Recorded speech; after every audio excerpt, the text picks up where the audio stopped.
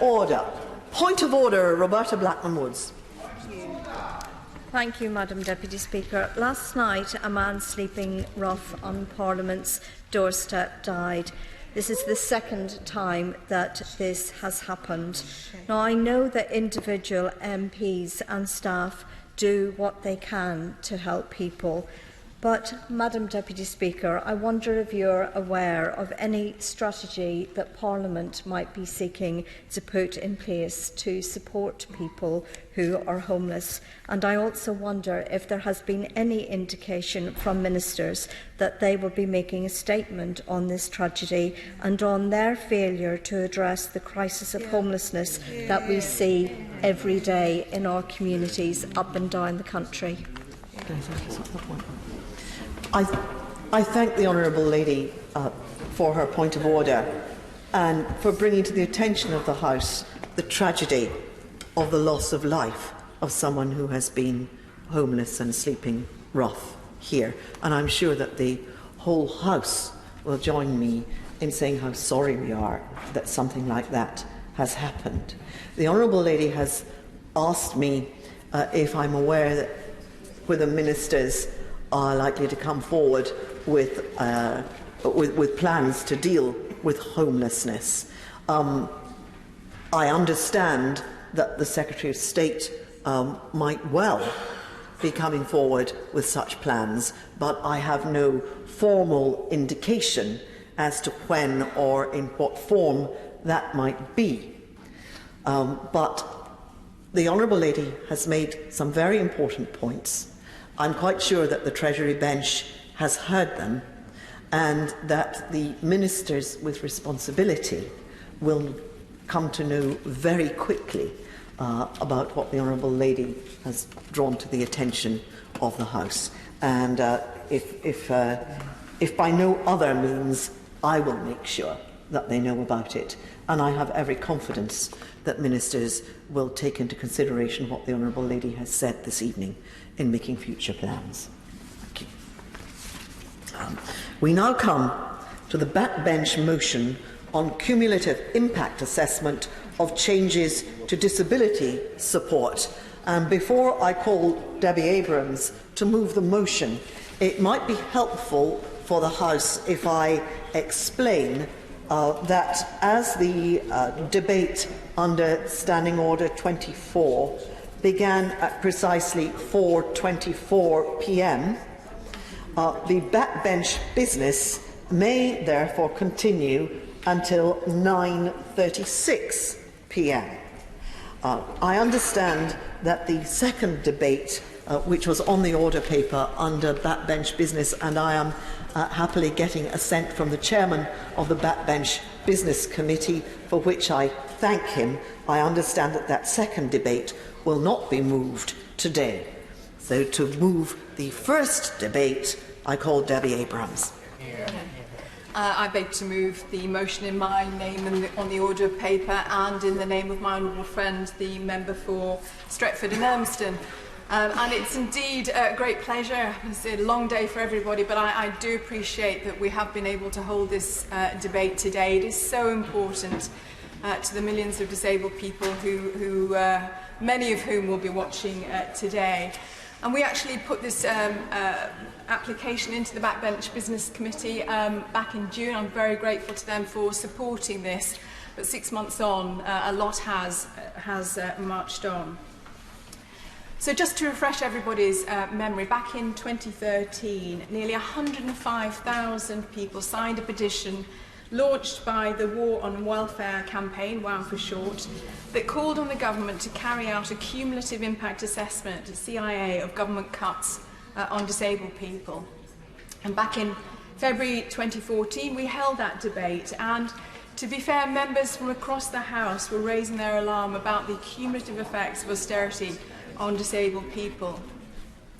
And the government's response at the time was very disappointing. It was denial that the public spending cuts in social security, but also across other government departments, were having such a detrimental impact on disabled people. And they also said that cumulative impact assessment methodology was very difficult. I have to say at the time, also Scope and Demos research estimated their cumulative effects of the 2012 Welfare Reform Act changes alone. And this amounted to £28 billion worth of cuts on 3.7 million people. Madam Deputy Speaker, it is abundantly clear from the numerous inquiries, reports and analyses, as well as the personal testimonies of disabled people themselves, that austerity is doing immense harm to disabled people and their families and carers. And I'm going to expand on this in a moment, if I may, Madam Deputy Speaker, but first I'd like to clarify exactly what Cumulative Impact Assessment is, or CIA. It's a mouthful to keep saying that every time. It involves various methods and processes to assess the overall effect of a set of changes, for example, government policies such as tax or welfare reforms, on a particular population. In this case, we're talking about disabled people. The assessment can quantify these impacts, for example, looking at the net changes in income, but it can also use qualitative methods to understand how these policy changes affect disabled people or other groups. Impact assessments as a whole are decision-making tools. They should inform policy development based on the evidence and findings that the assessment presents, but they can also be used retrospectively. The power of CIA is that they take a number of policies together to see how they impact on each other. I believe passionately in evidence-based policy, Madam Deputy Speaker. I think too often it's the other way around. It's policy-based evidence. We select the evidence that suits the policies that we want to, and CIAs can help avoid this. For me, they're an essential component of open and transparent policy making. If a politician says they want to tackle, for example, burning injustices in society, CIAs will say if the policy programme can achieve that or not.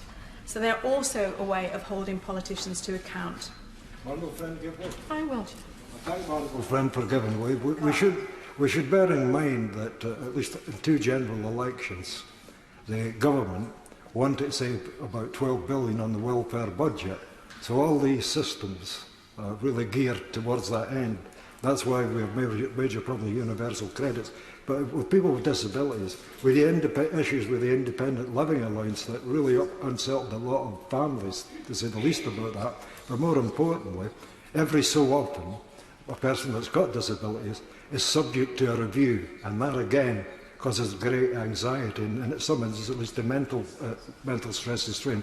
It's not a very, very fair system, and the private sector shouldn't be involved in that, because it's very much about saving money at the end of the day. I'm very grateful to my honourable friend, and yes, I'm going to come on to exactly some of the points that he has raised there. He managed to get quite a bit in that intervention. So what CIAs have been done so far? Well, back in March this year, the Equality and Human Rights Commission published their report on the cumulative impact of tax and welfare reforms. This looked at the effects since 2010 of tax, welfare, social security and public spending on protected characteristics as set out in the 2010 Equality Act, and this included assessing the impacts on disabled people. They looked at the measures introduced in both the 2012 and 2016 Welfare Acts, including the move to personal independence payments from disability living allowance, the cuts in support to the employment support allowance work-related activity group, the introduction of universal credit, which involved the removal of the severe and enhanced disability premiums for universal credit, the freeze in uprating social security support payments, and more. The HRC analysis found that by 2021, households with at least one disabled adult and a disabled child will lose over £6,500 a year. That's 13% of their income. Households with 6 or more disabilities lose out almost £3,150 a year. And disabled lone parents, predominantly women, with at least one disabled child, lose almost £10,000 of their net income. £10,000. Would my honourable friend give way? I will indeed.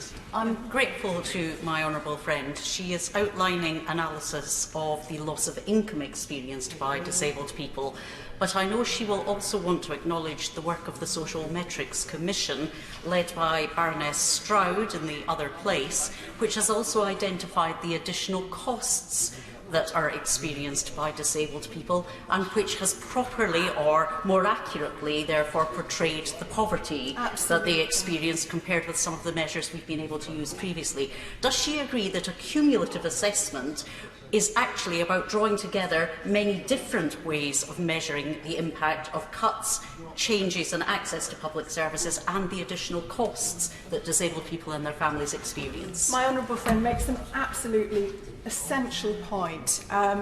I'm going to come on in a moment to the poverty that disabled people are facing by virtue of the additional costs that they face. But you're right that there are a whole range of different methods that can be used, and we need to look at all of those to ensure that we can fully understand the impacts on disabled people. I will indeed. Thank you very much. And my honourable friend is setting out an excellent case for what cumulative impact assessments can achieve. Would she agree with me that actually the holistic impact of other cuts, particularly to our health services, I'm seeing GPs in my constituency who are refusing to write fit notes or assessments for medical evidence for people. We're seeing voluntary services being cut, community transport, befriending services, leaving people with disabilities feeling utterly isolated, alone and bereft.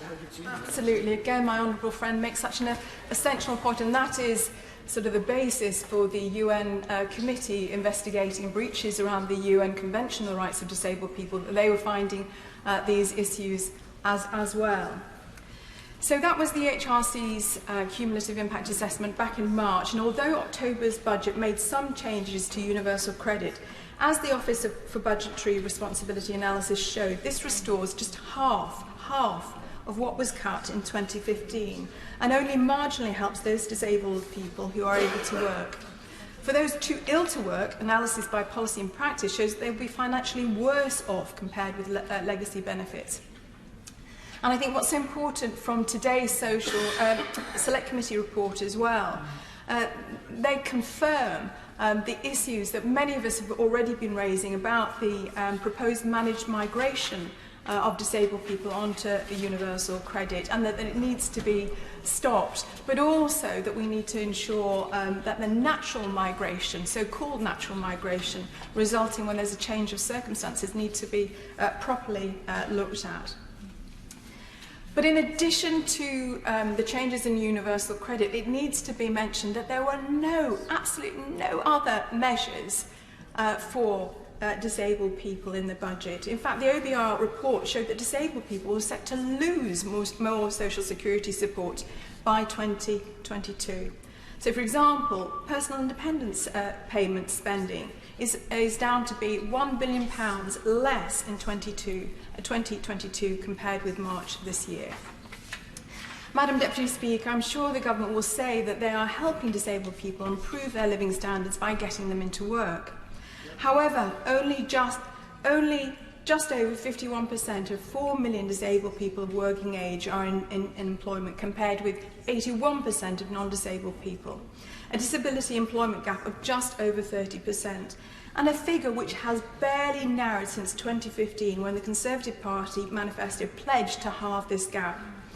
And as we also know, there are over 8 million households with at least one person in work who's in poverty, who's living in poverty. So, work is not, as is frequently said on the other side, a route out of poverty. Last year, the government set more modest ambitions with a new target to get 1 million more disabled people into work. But even this needs a radical rethink. There are many reasons the disability employment gap has hardly reduced in the last 3 years, and that includes the lack of information and advice for employers. But we must remember that discrimination of disabled workers is still quite prevalent. 15% of disabled people revealed in a recent survey that they had been discriminated against when applying for a job, and 1 in 5 while they're in work. Information is not enough to address this. It needs leadership and it needs cultural change. Would my honourable friend give way? I will, very briefly. And would she agree, therefore, that a cumulative impact assessment would also identify the lack of access now to legal aid, where people may need to take forward discrimination cases in employment? Absolutely. I mean, I was going to mention about the cuts around employment tribunals, which I think have reduced by 80% since the cuts to legal aid. And this, again, a cumulative impact assessment would enable us to see the impacts there. With the best will in the world, the Disability Confidence Scheme just does not cut it. There needs to be a commitment to expand and properly resource access to work, supporting under 34,000 disabled people a year at and into work is a drop in the ocean when there are over 2 million unemployed disabled people wanting to work. But as you know, Madam Deputy Speaker, not all disabled people are able to work. The consequences of the inadequate support that is now made available through our social security system is that 4.3 million sick and disabled people are living in poverty. And as my honourable friend mentioned before, disabled people are twice as likely to live in persistent poverty as non-disabled people. 80% of disability-related poverty is because of the additional costs that they face by virtue of their disability. And that's been estimated at, on average, £570 a month. The cuts in social security means that more and more disabled people are becoming isolated in their own home as their mobility vehicles or personal support are taken from them. Many are struggling to pay their rents or mortgages. Their health conditions have deteriorated and other conditions have developed, including mental health conditions, as they face the relentless stress and anxiety resulting from a social security system that is hostile, unsupportive and even dehumanising. The sanctions regime, which has affected over 1 million disabled people since 2010, the work capability and personal independence payment assessment processes are all part of this. It is quite frankly grotesque that people with progressive conditions such as motor neuron disease have until last month been habitually forced through the personal independent assessment process. And I understand, and I'd be interested in the Minister's response to this, that there are still issues with it, and although, as I say, last month this was meant to have stopped. But there's also overwhelming evidence of the inaccuracies, some have called them lies, in these assessment reports. Why has the government not been able to act on this? With over 70% of assessment appeals successful, whatever contract management processes the government has in place, they're clearly not fit for purpose. All of these government social security changes will have a huge toll on the health, well-being and even the longevity of disabled people. A peer-reviewed study from my former colleague Ben Barr and colleagues showed the detrimental mental health effects of the work capability assessment, including being independently associated with an increase in suicides. On top of this, the government's own data revealed that the death rates for people on incapacity benefit and employment support allowance were 4.3 times higher than the general population. People in the ESA support group are 6.3 times more likely to die than the general population. And in the work-related activity group, they are twice as likely to die as the general population. Madam Deputy Speaker, I reported these back in 2015. People on IB, on ESA, are poorly. They are not feckless, as too many people have tried to suggest. But again, the government didn't listen and went on to push disabled people originally assessed as not fit for work and in the support group through another work capability assessment process into the RAG group and then cut their support by £1,500 a year in 2016. If she wouldn't mind, I'm going to, because I'm conscious that I need to make progress. Last month's British Medical Journal reported that from King's College and other research centres showed the impact of social care cuts on additional deaths for disabled adults and older people. They estimated that for every £10 per head cut in social care, there are five additional deaths. By 2020, they estimate 150,000 additional deaths from 2014 trends. I'll just let that sink in. 150,000 additional deaths. Madam Deputy Speaker, national and international organisations have also called on the government to undertake a cumulative impact assessment of the effects and cuts to disabled people. These include the government's own Social Security Advisory Committee, the House of Lords Select Committee on the 2010 Equality Act and Disability, the UN Committee on the Rights of Persons with Disabilities, and last month the UN Special Rapporteur on Extreme Poverty and Human Rights. But I'd like to refresh everyone's memory of last year's findings from the UN Committee investigating breaches to the UN Convention of the Rights of Disabled People, Persons with Disability, as they call it, since 2010. And these are breaches by this government. They said that the government was responsible for grave and systemic violations of the rights of disabled people, and that these failures amounted to a human catastrophe.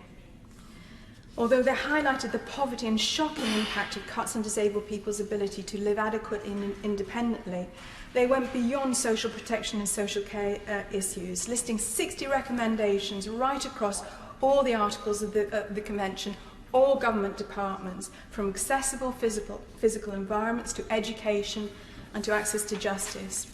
A key recommendation was that the UN CRPD should be enshrined in UK law. The UN Committee also expressed concerns regarding how the terms under which the UK leaves the European Union could affect disabled people. And I noted with alarm the linked DWP report in last week's Times, which also suggests this. Since the 1990s, the UK has trailed behind Europe on the rights of disabled people. The government's refusal earlier this year to protect the rights of disabled people by incorporating the EU Charter of Fundamental Rights into UK law as we leave the EU was deeply, deeply disappointing. My other concern is how disabled people, who have been very poorly served by this government, will do with an even weaker economy. In all the exit scenarios from credible analysts, the economy shrinks both in the short and long term compared with our current relationship with the EU. Madam Deputy Speaker, disabled people have been at the back of the queue in public spending terms since 2010. What will happen to them with an even smaller spending pot? Although a Labour government would make different political choices to tackle poverty and inequality, with lower levels of economic growth, how quickly we can do this will be a real issue if we're to stick to the fiscal rules we set out in last year's general election. I've been contacted in preparation for this debate, Madam Deputy Speaker, by hundreds of sick and disabled people in recent days with their stories of how these cuts have affected them. And I'd like to share a few of these with you now. I'll be very brief because I know time is at a premium. Elle, who is a single mum in Oldham, contacted my office recently after her UC was suddenly stopped. She was told it was because her son, who has severe learning disabilities, and Elle as the carer for, had reached his 19th birthday. This change in circumstances meant that her son had to make his own claim. Unfortunately, no one had told Elle this. Instead, they just stopped her support payments. She was lucky. Her family helped her out for the 5 weeks until she had her payment reinstated. But she told me, at times I just wanted to end it all. It's just so hard and I get no support or respite. Another of my constituents, John, was refusing to have life-saving surgery he needed for a brain tumour because he was worried he would be sanctioned. He'd been sanctioned for 3 months earlier in the year because he didn't attend a work capability assessment, although he'd explained it was because of his treatment for his tumour. Beth told me I was contributing £82.50 a month for my care in 2017, but then I was told that my contribution needed to increase and I would have to pay £81 a week. Nothing in my financial circumstances, such as my PIP award, had changed, so I queried the increase and was told it was correct. Now I have no money for my medication or the aids I need. The impact on me has been increased pain, isolation and anxiety. Beth has spina bifida, fibromyalgia and anxiety disorder. Dawn moved from one local authority to another and fell foul of the change in circumstances rule, was put on UC and lost a disability premium of £64 a week. Lee, who has severe mental health problems, was subject to 7 assessments, 7 in 6 years. Jane lost a mobility car after a PIP assessment, found that her degenerative condition wasn't considered bad enough, and now she has to rely on her friends and family for help. Madam Deputy Speaker, this is happening up and down the country. The despair in the messages is palpable, and I would urge everyone to read the WOW Campaign Voices ebook, which has collated these experiences. It's so moving. Madam Deputy Speaker, we are the 5th richest country in the world, and how this government has treated our disabled people shames us all. We must never forget that 9 out of 10 disabilities are acquired. Any one of us could have an accident or contract an illness. Like the NHS, our social security system should be there for all of us in our time of need. People should not be vilified by a system that is meant to be there to support them. Madam Deputy Speaker, I believe that in addition to understanding the cumulative impact assessment of government policy, as the motion sets out, we also need to radically transform our social security system and develop a new social contract with the British people. And I know my honourable friends in the front bench have been working on this. But since 2010, we've seen social security spending cuts by nearly £40 billion and another £12 billion planned by 2022. Although the Labour manifesto last year including our disability manifesto, which I was proud to write, was a start, we need to do much more, and I know that this is recognised, and particularly regarding the less than financial adequacy in the social security system. We cannot expect people who are living in such hardship, in such poverty, to wait for a few years for a real living wage to kick in. And what about the disabled people who can't work? The 1942 Beveridge Report was the basis for a new welfare state set up after the Second World War, when the debt to GDP ratio was over 250%. Under Beveridge, we established the NHS in 1948, expanded social security and our education system. It was heralded as a revolutionary system that would provide income security for its citizens as part of a comprehensive policy of social progress. But since then, society has changed. The pressures from globalisation, automation and an ageing society means that we need to develop a new sustainable social security system that we can be proud of. We need a new Beveridge Report for the 21st century, defining a new social contract with the British people, addressing the poverty, inequalities and indignity millions of people, disabled and non-disabled, young and old, men and women are enduring, bringing hope to a new generation as it did 76 years ago. The poverty and inequalities disabled people are facing are unacceptable, but they are not inevitable. Thank you, Madam Deputy Speaker. The question is, as on the order paper, Bill Grant. Thank you very much, Madam Deputy Speaker. It's a pleasure to follow the Honourable Lady, the member for Oldham East and Saddleworth, and may I commend her on the passionate speech that she's just completed. In recent months, much has been said of the ongoing changes to the social security system. Indeed, some members opposite continually focus on the negative experiences to the exclusion of the positive aspects of change. I cannot agree with that often gloomy assessment, however well intended.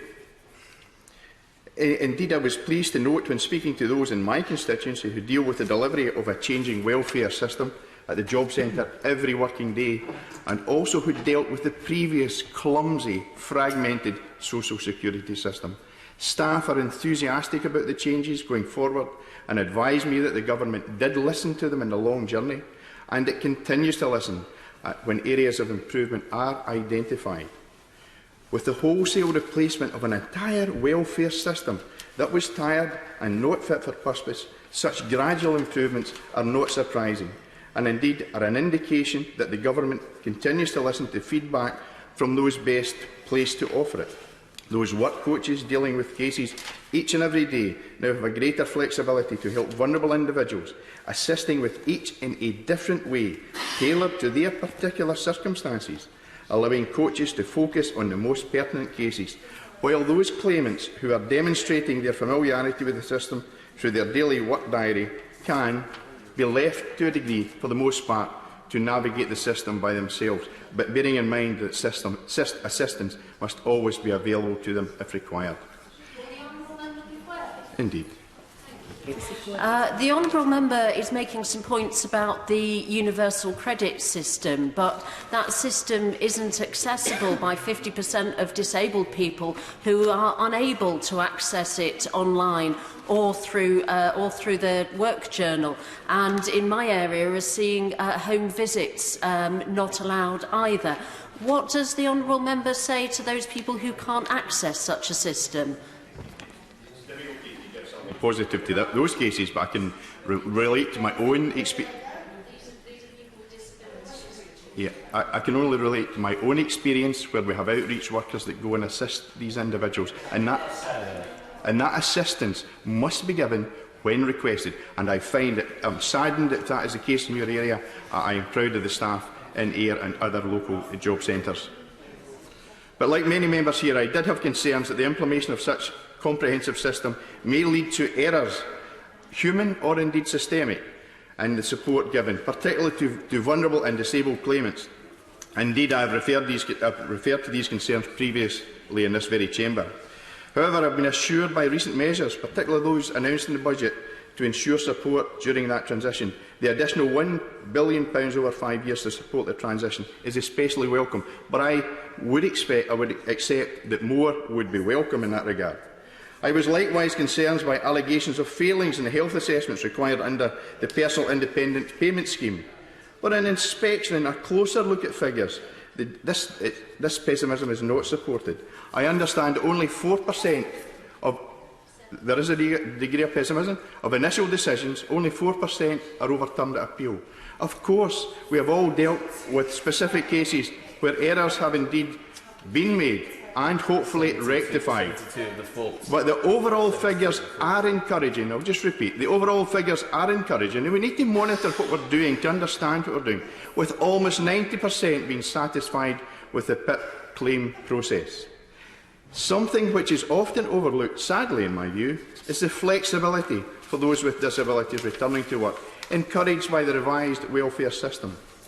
Where previously they were rigid rules, very rigid rules, there is now the flexibility to allow a phased reduction in benefits while a person builds up the hours and confidence in their new role. This can be a challenging but yet rewarding event for the individual. This is a sensible element of the new system in helping people back into work where appropriate, and one I very much support. The Disability Confidence Scheme, it's been with us for a number of years, also assists greatly with this process. And can I commend employers throughout the length and breadth of the country for embracing this excellent system. And may I also note at this juncture, I note disability benefits are not covered by the benefits cap, and that is rightly so. I thank the honourable gentleman for giving way. And in relation to the Disability Confidence Scheme, would you also recommend that MPs should be joining the Disability Confidence Scheme and trying to ensure that they engage in practices of employment that supports people with disabilities to come into work in the House of Commons, such as the Speaker's internship scheme, which has also been extended to include placements for people with disabilities, which is an excellent scheme. And would he also suggest that we should be looking at people with disabilities not just as employees but also as employers and doing all we can to support their progress? Thank you very much for that intervention, and I wholly agree with the Honourable Lady. Yes, we should be trailblazers or setting examples by giving employment to those who are seeking employment and want to contribute to society. And yes, and broaden that about as best we can. We should also be encouraging, as I'm sure the Honourable Lady does, encourage our local employers to take on board and to build that bridge between the person who is really employable and wants to work and the opportunity for the employer, maybe for a minor adjustment to the workplace, can accommodate a disabled person. And thank you for that intervention. But I'm sure the honourable members will be encouraged to note that the United Kingdom, this proud nation of ours, the spending on disability and health conditions is the second highest of the G7. Universal credit is a comprehensive system, bringing about the much needed modernisation of a dated and discredited welfare system. Yet I have not found it to be the draconian approach some have suggested. Their experience of it are clearly different to mine, and I am encouraged by the much greater flexibility it offers in helping people return, where appropriate, to the dignity and self-esteem that employment must surely bring. I am optimistic about its future, and should ministers continue as they have thus far to listen and respond to concerns or suggestions from members of this House, job centre staff, and most importantly, those who are themselves reliant on the support afforded by the welfare system in the United Kingdom. Thank you very much, Madam Speaker.